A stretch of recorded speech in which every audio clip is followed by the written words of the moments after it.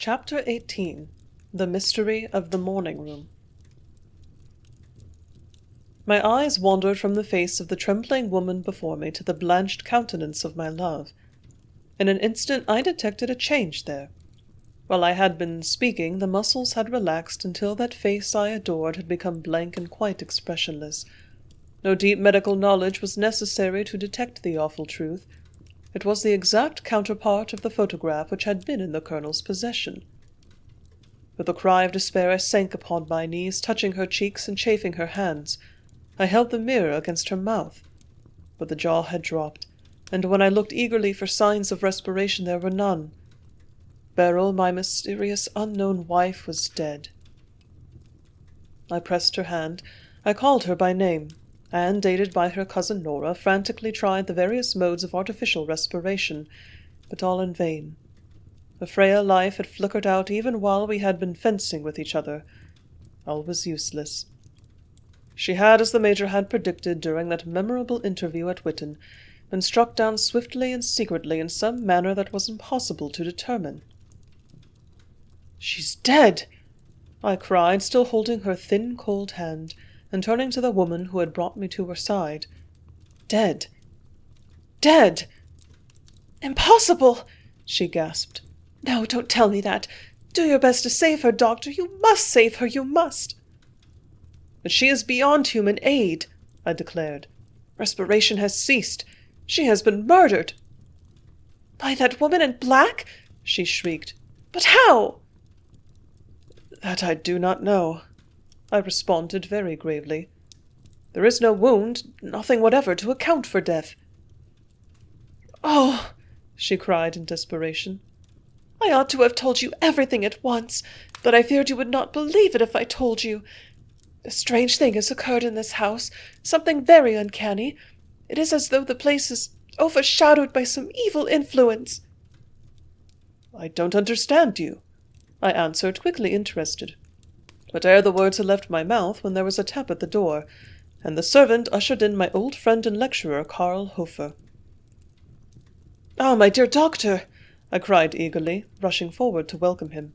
"You will excuse me calling you so unexpectedly at this hour, but something very unusual has transpired, a matter in which I require your assistance."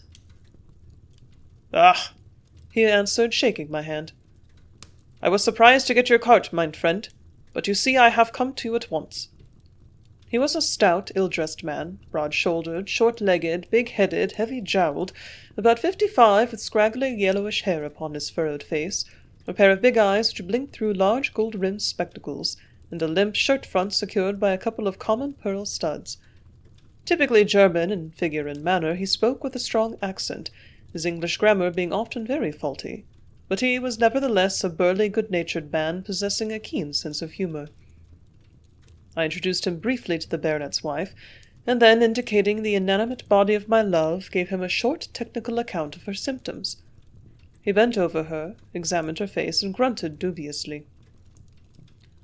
"It looks as though the young lady were dead," he said with his strong accent, his great sleepy-looking eyes blinking at us through his spectacles.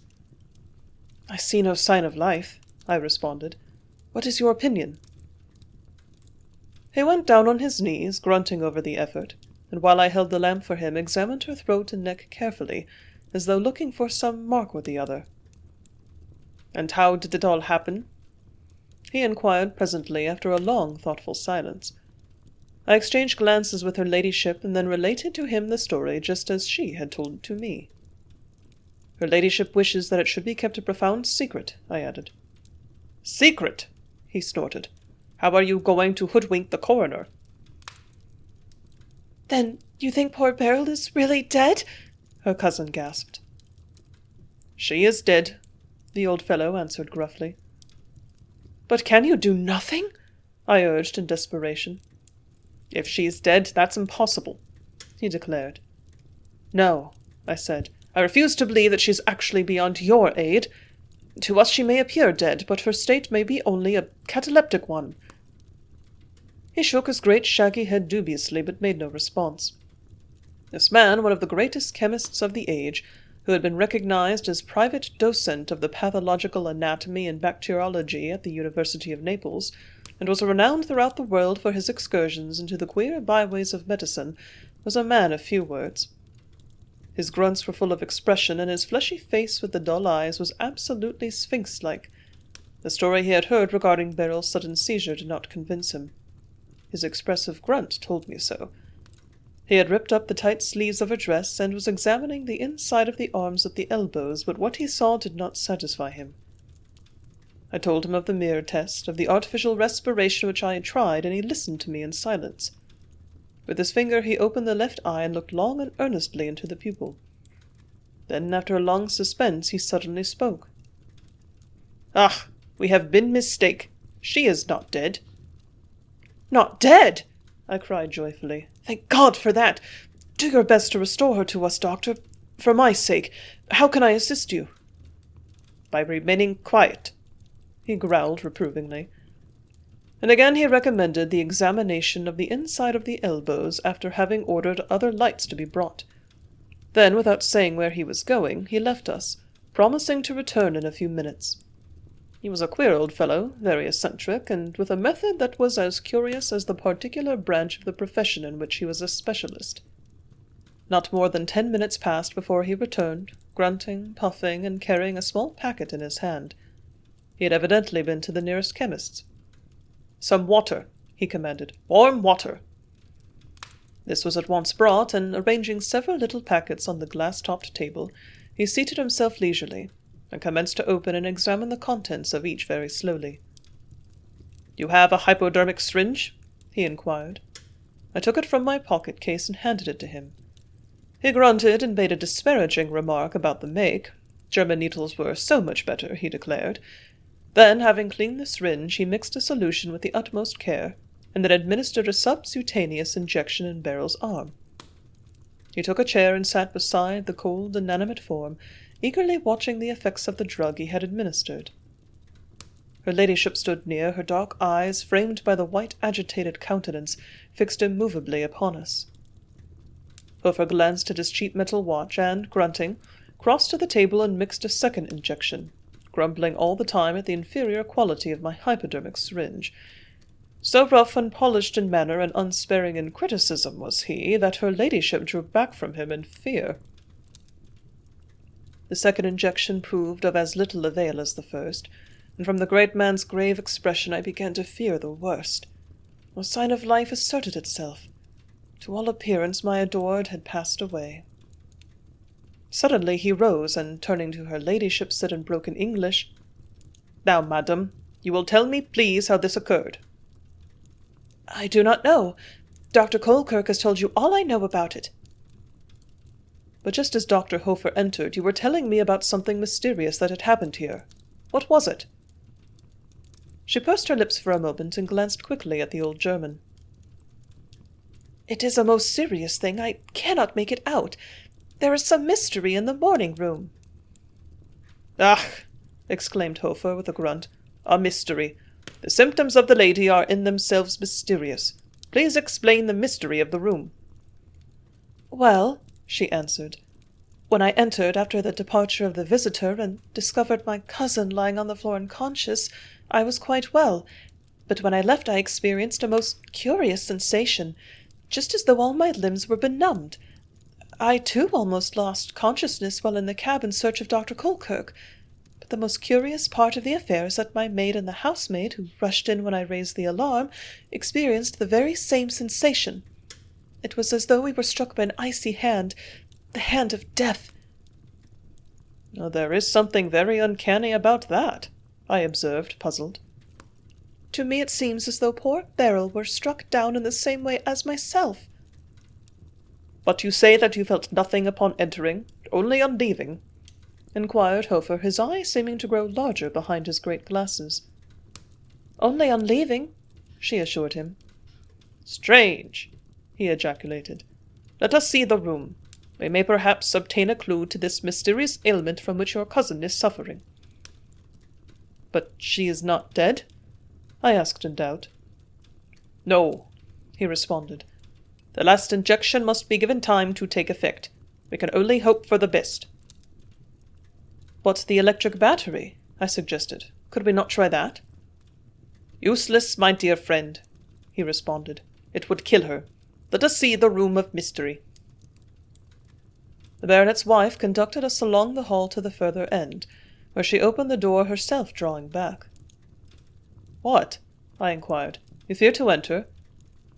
"Yes," she faltered. "I will remain here." "Very well, we will go in," I laughed, for the idea seemed so absurd that both Hofer and myself put it down to her excited imagination. What ill effect could the mere entry into a room have upon the human system, providing there were no foul gases? Therefore we both went forward, sniffing suspiciously, and walking to the window, opened it widely. The half-dozen lights in the electrolier illuminated the place brightly, revealing a fine, handsome room furnished with taste and comfort. On looking round, we certainly saw nothing to account for the extraordinary phenomena described by the trembling woman who stood upon the mat outside. While we made a careful examination of the place in which my love had met her strange visitor, the door, creaking horribly, swung slowly to, as doors often will when badly hung. Hofer examined the floor carefully, seeking to discover whether the unknown woman in black had dropped anything that might give a clue to her identity, while I searched the chairs for the same purpose. We, however, found nothing. What, I wondered, was the nature of the interview that had taken place there a couple of hours before? Who was the woman who had called and represented herself as Beryl's dressmaker? Could it have been the woman whose vengeance was so feared? The woman whose very name had been uttered by that miscreant with bated breath, La Gioia? With her ladyship standing in the hall watching us, we searched high and low. Neither of us felt any curious sensation, and I began to think that the story was merely concocted in order to add mystery to Beryl's unique seizure. Yet from that woman's face it was nevertheless evident that she stood there in fear lest any evil should befall us. "Do you experience any queer feeling?" she inquired of us at last. "None whatsoever," I responded. "It is only on leaving," she replied.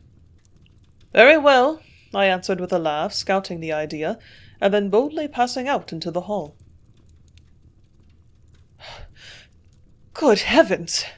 I gasped a few moments later, almost as soon as I had reached her side. "Hofer, come here quickly. There's something devilish uncanny in this. I've never felt like this before."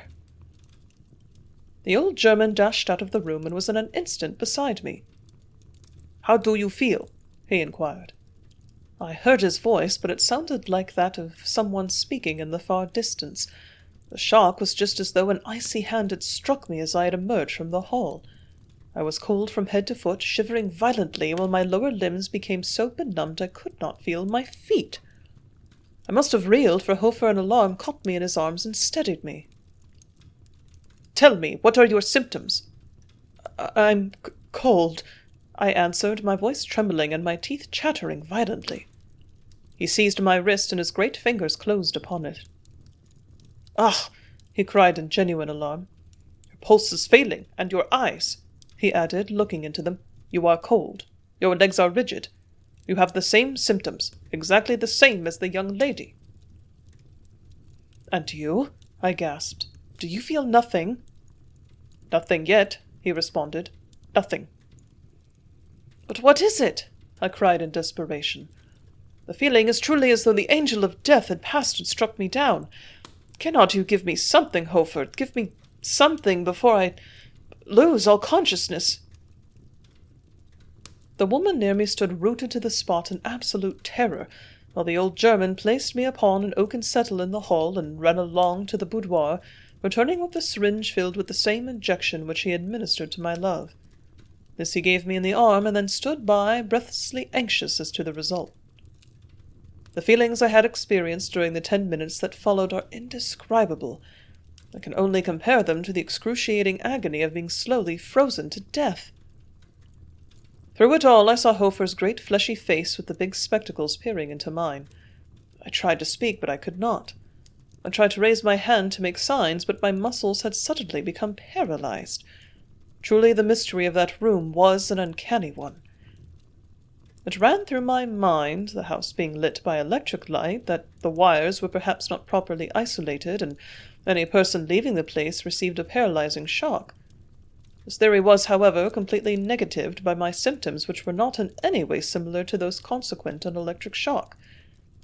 Hofer looked anxiously at his watch, then after a lapse of a few minutes gave me a second injection, which rendered me a trifle easier. I could detect by his manner and his grunts that he was utterly confounded. He, who had sneered at the weird story, like myself, was now convinced that some strange, unaccountable mystery was connected in that room. To enter apparently produced no ill effect, but to leave brought swiftly and surely upon the fated intruder the icy touch of death. I had laughed the thing to scorn, and yet within a few seconds had myself fallen victim. Some deep inscrutable mystery was there, but what it was neither of us could tell. Chapter 19. Hofer's Strange Methods. 20 or 30 minutes elapsed before I regained my power of speech. The drugs administered by Hofer fortunately have the effect desired. His sleepy eyes beamed through his great spectacles as he watched with satisfaction the stimulating consequence of the injection. He dissolved in water a tiny red tabloid which he took from a small glass tube in a case he carried, and ordered me to drink it. This I did, finding it exceedingly bitter, and wondering what it was. I asked no questions, however. He was a man who had made many extraordinary discoveries, all of which he had kept in secret. In the medical profession he was acknowledged to be one of the greatest living toxicologists, and his opinions were often sought by the various medical centers. Indeed, as every medical man knows, the name of Hofer is synonymous with all that is occult in the science of toxicology, and the antidotes he has given to the world from time to time are as curious as they are drastic in effect. Have you experienced any strange sensation? Was my first question of him. Oh, none, he answered. Ah, it is all very curious indeed. I have never before seen similar cases. There is actual rigor mortis. The symptoms so closely resemble death that one might so easily mistake. We must investigate further. It cannot be that there are any lethal gas in the room, for the window is quite open, and again, while actually in the room, no ill effect is felt. It is only on emerging. Yes, I answered. I was struck almost at the instant I came out. It was as sudden as an electric shock. I cannot account for it in the least. Can you? No, he answered. It is a mystery. But I like mysteries. They always interest me. There is so much to learn that one is constantly making fresh discoveries. Then you will try and solve this, urged her ladyship after expressing satisfaction at my recovery. Of course, madam, with your permission, he answered. It is a complex case. When we have solved it, we shall then know how to treat the young lady. And how do you intend to begin? I inquired, raising myself, not without considerable difficulty. By going into the room alone, he answered briefly. You too will risk your life? I exclaimed. Is it wise? Research is always wisdom, he responded. Then, finding that I was recovering rapidly from the seizure, he gave me some technical direction how to treat him in case he lost consciousness. He arranged the tiny syringe and the various drugs and tabloids upon the hall table, and then, with a final examination of them, he opened the door to the fatal room and entered, leaving us standing together on the threshold. Walking to the window, he looked out, afterwards making several tours of the room in search of its secret. He, however, found nothing. The air was pure as London air can be on a summer's night, and as far as either of us could discern, there was nothing unusual in the department. The door swung to halfway, and we heard him growling and grunting within. He remained in the room for perhaps 5 minutes, then emerged. Scarcely, however, he had crossed the threshold when he lifted his left arm, suddenly crying, Ach Gott, I am seized! The injection, quick! His fleshly face went pale, and I saw by its contortions that the left side had become paralyzed. But with a quick movement I pushed up his coat sleeve and ran the needle beneath the skin. His teeth were closed tightly as he watched me. It is almost unaccountable, he gasped in an awed voice when I had withdrawn the needle after the injection. I was cold as ice, just as though my legs were in a refrigerator. Your feet are benumbed? I said. Yes, he responded. The sensation is just exactly as you have described it, like the touch of an icy hand. I felt his pulse. It was intermittent and feeble. I told him so. "Look at your watch, and in 3 minutes give me the second injection. There's ether there in the larger bottle." I glanced at the time, and holding my watch in my hand, waited until the 3 minutes had passed. We were silent, all three of us, until I took up a piece of cotton wool and, saturating it with ether, nibbed it carefully on the flesh. Then I gave him the second injection. "Good," he said approvingly. "It acts marvelously. I shall be better in a few moments. Did you feel your head reeling and your strength failing?" I responded in the affirmative. "So did I," he answered. "The seizure is sharp and sudden, the brain becoming paralyzed. That is the condition of the young lady. Paralysis of the brain and heart, coma and collapse." "But the cause?" I asked. He was pale as death, yet he took no notice of his own condition. "The cause?" he echoed in his deep guttural German. "It is for us to discover that. I have never met a more interesting case than this." "Yes, it's interesting enough," I admitted. "But recollect the lady. We must not neglect her." "We are not neglecting her," he responded reprovingly. "Now that we know something of the symptoms, we may be able to save her. Before, we were working entirely in the dark." "But you are still ill," I said. "No, no," he laughed. "It is nothing." And he passed across the threshold and stood just within the room again. Apparently he thought the seed of the mystery lay in the doorway. Then he rejoined us, but felt no further symptoms. There was evidently some uncanny but unseen influence contained within that apartment, but what it was we could not discover. All that was plain to us was the fact that any person emerging from it must be struck down as though by an ice-cold hand. Together we returned to the boudoir, and to our satisfaction saw an unmistakable sign that life was not entirely extinct. My love had moved. "Good!" exclaimed the old German. "I go again to get something else." Without further word, he crammed his shabby soft felt hat upon his head and hurried out. "The mystery of that room is most extraordinary," I remarked to her ladyship when we were alone. "Has the influence ever been felt there before?" "Not to my knowledge," she responded. "Never before tonight." "Never before the entrance of that strange woman?" I suggested. "Exactly. It is an absolute mystery." "And you have no knowledge of whom that person was?" "None whatever." "Not even a surmise?" I inquired rather dubiously. My thoughts reverted to what I had overheard regarding the unwelcome presence in London of that woman known as La Gioia. "No, not even a surmise," she answered. Should I tell her of my own suspicions? No. To keep my knowledge to myself and seek to discover the key to the problem was my best course. "And your cousin was with her for 20 minutes, you say?" "Yes, about that time," she replied. "I did not hurry to finish my dinner, as I believed Beryl was talking with the dressmaker regarding some alterations to an evening bodice which she had mentioned to me. They did not interest me, therefore I sat awaiting her return." "And by that time this woman, whoever she was, had already slipped out of the house?" "She must have done so. No one heard her leave." "Let us hope that Hofer will solve the enigma. If anyone is able, he is." "Oh, but first urge him to bring poor Beryl back to consciousness," she said, turning to gaze upon the still inanimate form of the woman I adored. And at that moment the German returned, puffing and grunting, for he had hurried, and the perspiration was rolling off his brow. He took several little packets from his pocket, and, seating himself at the table, commenced carefully to prepare another solution, the ingredients of which were unknown to me. Some of the drugs I knew by their appearance, of course, but others were white powders, impossible to recognize. Again he administered an injection into the arm of my prostrate loved one, and then we all three stood in silence, waiting for the effect. Hofer gave vent to a further grunt of confidence, glanced at his watch, and, turning back to the table to rearrange his array of drugs, I saw that the little pocket case lying on the table contained about 20 tubes about 1.5 inches long, and each contained very small pilules of tabloids, colored brightly to render them more easily distinguishable, and not much larger than ordinary shot. Each tube was marked, but by mysterious signs unknown in British pharmacology.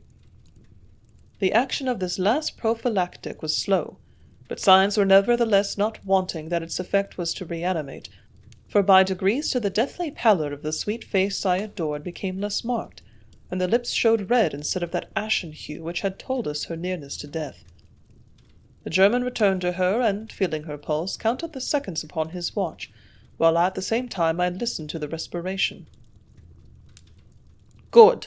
exclaimed the old fellow, beaming through his glasses. "The diagnosis is correct, and the refolication is more rapid than I could have expected. She will recover." Suddenly the pallid cheeks became flushed. Life was returning.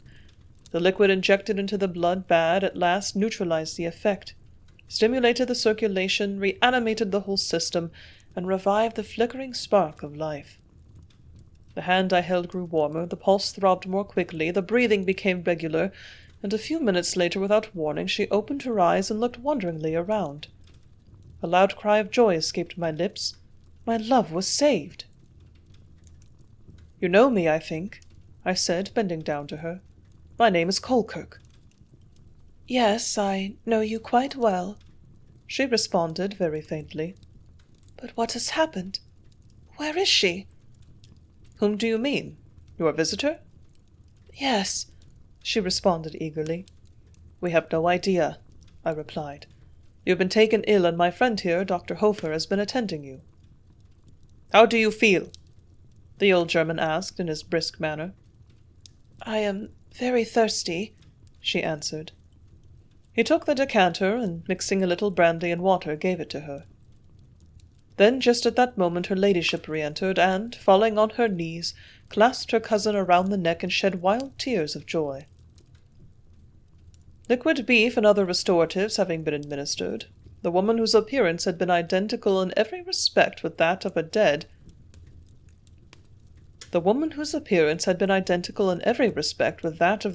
was, ere long, able to sit up and talk with us.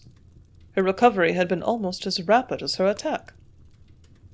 We questioned her regarding her symptoms, and found them exactly similar to those that we ourselves had experienced. "I felt as though my whole body were frozen and stiff and rigid," she explained. "At first I heard a strange voice about me, the voice of Dr. Colkirk, I suppose it must have been, speaking with Nora, but I was unable to make any sign. It was just as though I were in a kind of trance, yet half conscious of things about me. My muscles were paralyzed, and I knew that you believed me to be dead. The one horrible thought that possessed me was that I might, perhaps, be buried alive." "But you were not conscious the whole time?" Hofer asked. "No, I think I slept during the latter half of the seizure. How long have I been lying here?" "About 2 hours and a half," answered her cousin. "Do you feel able to talk any more now?" I inquired. "I feel much better," she responded. "The draught that your friend has given me had a wonderful effect. I'm quite restored." And she rose to her feet and stood before us, little the worse for her experience, save perhaps for the dark rings about her beautiful eyes that showed that her system received a terrible shock. "We want you to relate to us in detail what occurred when you entered the morning room to see the woman who called upon you."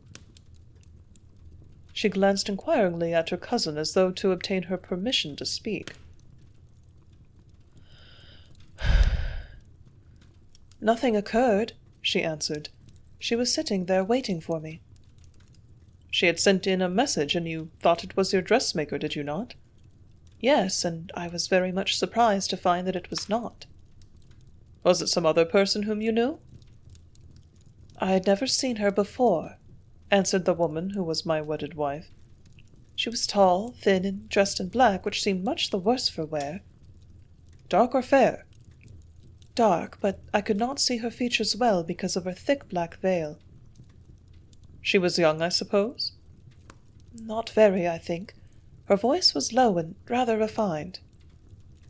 "And how did she explain her reason for sending in a message that she was your dressmaker?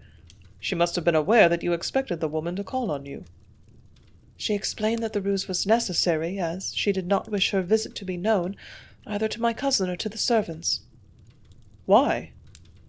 "Because she had brought me a message." "A message?" I exclaimed. "From who?" "A verbal message from From a friend. And may we not know the name of that friend? I asked. There is a most remarkable mystery connected with that room into which she was shown, and in order to solve the problem we must be in possession of the whole truth. What mystery? Beryl inquired quickly, opening her eyes widely. Any person who enters is, on leaving, attacked just as you were. Your cousin here, Dr. Hofer, and myself had all three experienced exactly similar symptoms. That's most extraordinary, she declared in an incredulous tone. When I was seized, it was not until I had left the room. I went out with the object of obtaining a sheet of notepaper from the library in order to write a reply to the message, but on emerging into the hall I was suddenly seized and returned to the morning room at once. I stood holding on to the table, but my limbs failed me and I fell to the ground. And then the woman who had called upon you slipped along the hall and out into the street? I suppose she must have done, for I did not see her again. I tried to call out, but could not. The electric light was suddenly switched off. She must have done that on her way out. Can you not tell us either of the nature of the message or from whom it came? I asked earnestly. She was silent for a moment, glancing at her cousin. No, she answered. I am unable to do that.